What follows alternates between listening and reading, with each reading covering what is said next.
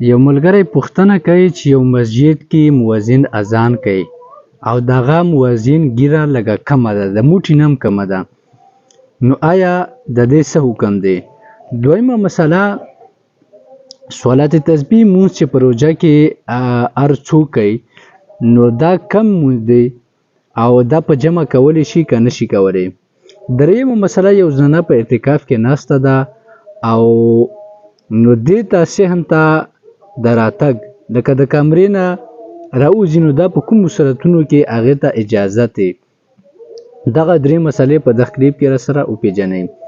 یو مؤذن اذان کوي او د ده ږیره کمه ده، نو د مؤذن دپاره څه زور نشته چې هغه ږیره غټه یا کمه.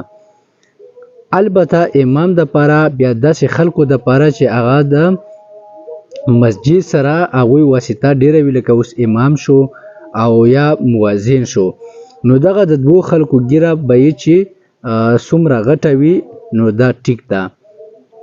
دویمه مسله، یو زنانه په اعتکاف کې ناسته ده او هغه بهر وځي، نو آیا اعتکاف خرابېږي که نه خرابېږي؟ ګوره، د خپل ضرورت دپاره دغه زنانه چې کومه په اعتکاف کې ناسته ده دا بهر صحن ته وتلې په دې صورت کې شي چې یا اودس کوي د مونځ دپاره،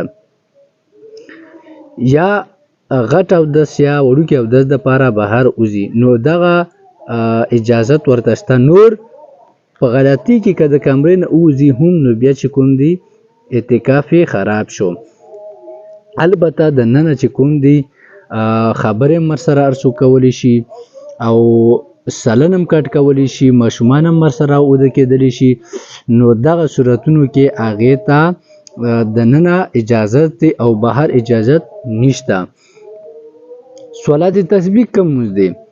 صلات تسبیح دا نوافل دی او دا په جمع کولی شي که نشي کولی. په جماعت سره په مسجد کې دا نشي کولی، البته په هغه صورت کې چې اوس یو درې کسان دي او هغه په جمع باندې صلات تسبیح مونځ کوي نو بیا چې کوم دی ټیک دی. دغه درې مسایل وو، اهم او ضروري مسایل وو چې بعضو خلکو یې تپوسونه هم کړي وو، نورو ملګرو سره یې هم شیر کوي چې معلومات ورته وشي. وصلی الله علی النبی.